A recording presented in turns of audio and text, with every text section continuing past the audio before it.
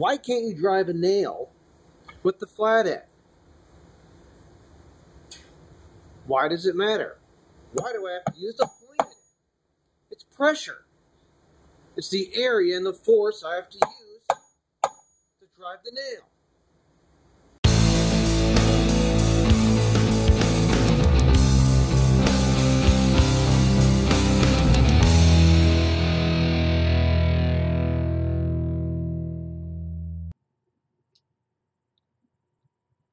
The key questions about pressure are: what is pressure? How is pressure calculated? What is the SI unit for pressure? How do force and surface area affect pressure? How does pressure change as you go up in altitude or underwater? And what types of things happen as air pressure changes? Words to know: pressure, weight, surface area, altitude, vacuum chamber, Pascal, vacuum, increase, decrease. What is pressure? Pressure is force per unit area. It is a measure of how spread out a force is. How is pressure calculated? What is the SI or metric unit for pressure? Well, we can calculate pressure by dividing force by area. So 1 Newton divided by 1 meter squared is equal to 1 Pascal. And the Pascal is the metric unit for pressure. That's abbreviated PA. And you might have seen this on pressure gauges next to pounds per square inch, which is the standard unit. So how are we going to calculate this? Well, we're going to calculate this using that equation. So in this example, a 40 Newton force is pushing on 2 meters squared. What is the pressure? Well, let's set this up. Let's go to, let's put our equation. Pressure equals our force divided by area. And we're going to put the force here. And we're going to divide that by the area. And substitute in our values and solve. And we get the answer. Just like we've done before. It's simple enough. Just plug in a number and we'll come out with our answer. That's 20 pascals. Notice I put the P and the A at the end for our units.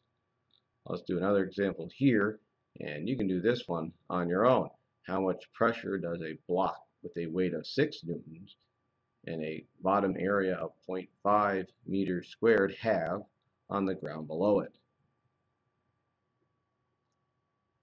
How do force and surface area affect pressure? Well, as force increases, the pressure increases.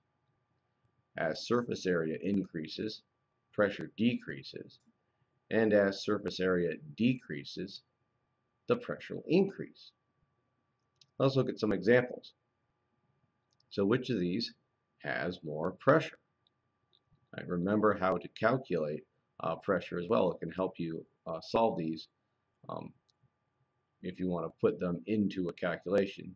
And you have to figure out area first though. But notice these two have the same area. So which one would have the greater pressure?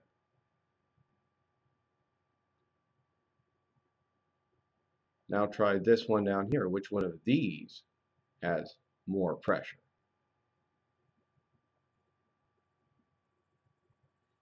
How does pressure change as you go up in altitude or underwater? Air pressure decreases as you go up in altitude. The air becomes thinner and there is less air above you pushing down. As you go deeper underwater, the water pressure increases.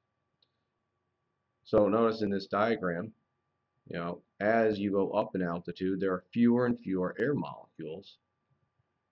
It becomes less and less dense. So since there's less above you, and therefore there's going to be less pushing down on you. Whereas at the surface, there's a great deal more above you, so there's going to be more air pressure.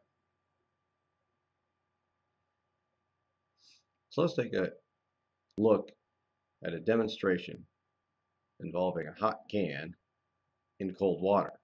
For this demonstration, I'm going to begin by filling this can with a little bit of water. And then I'm going to take this can and I'm going to put it on the stove, and I got to get this water up to boiling. So I'm just going to go ahead, light this up, and heat it up till it gets to boiling. While this can is boiling, it's filling with hot air. So that hot air is expanding and it's escaping through the top. So now we're going to quickly take that hot air and we're going to cool it and we're going to condense it. And we're going to do that by taking it and we're going to invert it into a pan of cold water. Ready? Let's give it a try.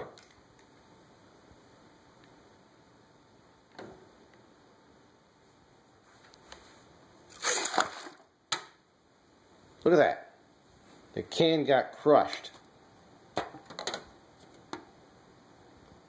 And this isn't because I squeezed it too much. The can became crushed because of the air pressure. The sudden drop in air pressure inside caused a higher air pressure on the outside to crush it.